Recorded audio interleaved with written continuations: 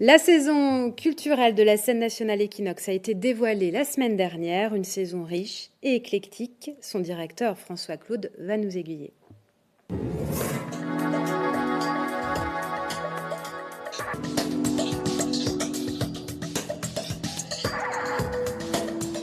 Bonjour François, Bonjour. ravi de vous voir, de vous accueillir pour une belle Pareillement. saison qui se profile, encore beaucoup de choix.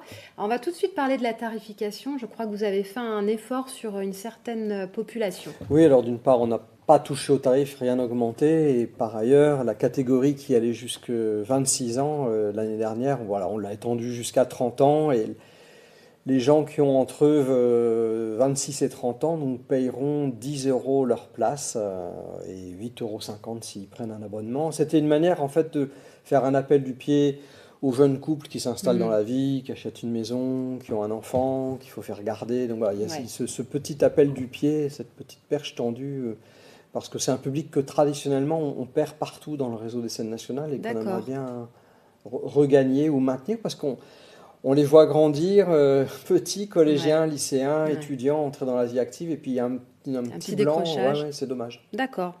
Bien, ce sera chose faite, j'imagine. Alors, vous parlez d'enfants, ils pourront quand même venir voir Aldebert, qui Ah oui, revient bien avec sûr, un bien troisième sûr. volet.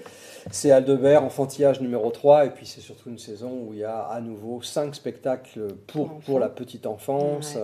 en temps scolaire, et puis s'ils reviennent le soir avec les parents, la grande sœur, la grand-mère, la marraine, l'enfant qui est venu pendant la semaine avec son école assiste au spectacle le soir gratuitement.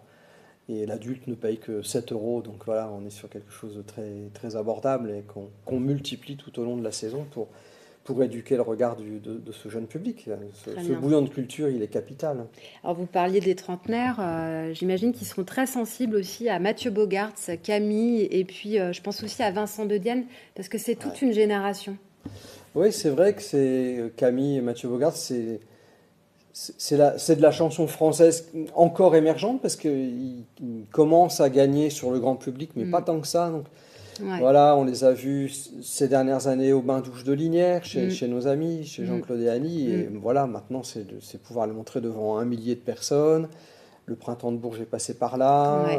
Ce sera notre cadeau de Noël, Camille. Et puis Mathieu Bogart, c'est un poète lunaire qu'on adore, avec une jeune chanteuse en première partie qui s'appelle Gisèle Pape. Puis Vincent Dudenne, c'est quelqu'un qu'on aime beaucoup parce que Qui était au Printemps de il Bourges. est au printemps de Bourges. C'est un jeune humoriste qui a fait ses classes à la Comédie de Saint-Étienne. Pour nous, c'est important que ces jeunes gens de l'humour aient fait leur classe Ouais.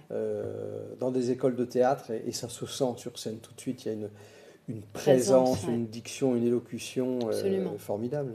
Alors, je parlais de programmation éclectique. Je vous propose, François, de découvrir un extrait.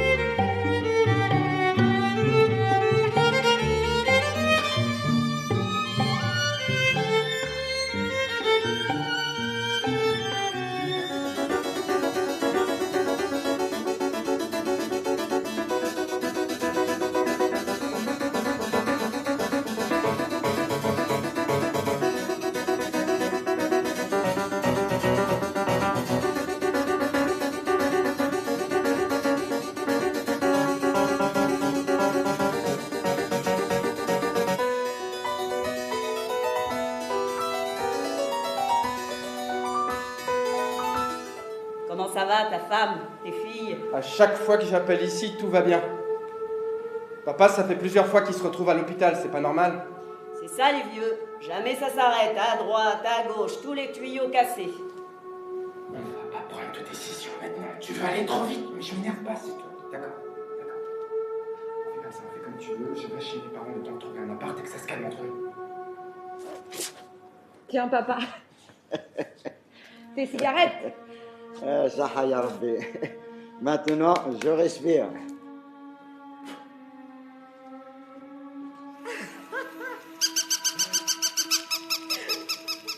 François, on peut revenir un petit peu sur ces spectacles qu'on vient de voir? Avec grand plaisir. 4-4, c'est en fait la rencontre de la musique classique avec un quintet de musique classique qui vient de Londres, des danseurs, jeunes danseurs anglais et parmi les meilleurs jongleurs anglais également.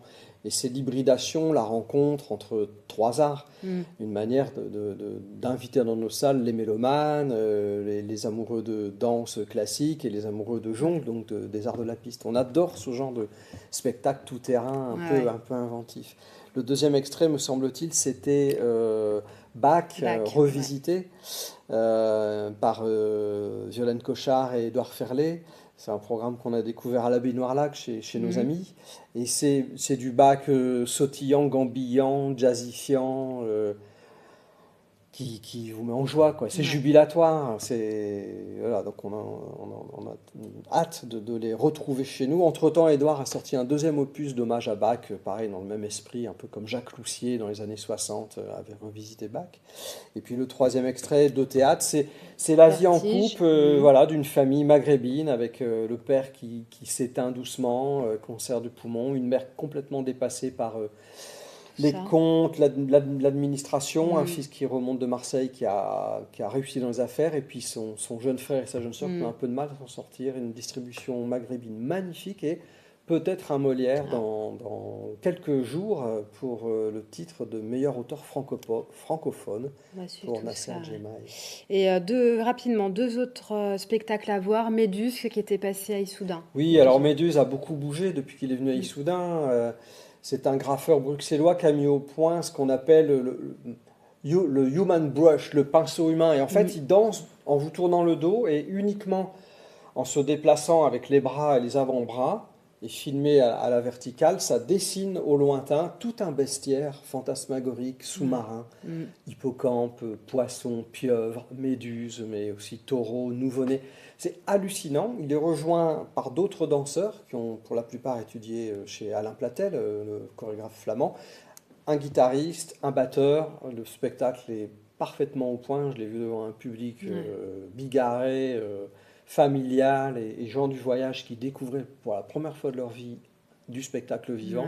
Et c'était à l'unisson. C'est magnifique. Et puis un grand nom, Peter Brook. Peter Brook, c'est une légende du théâtre, un peu comme Narian Mouchkine.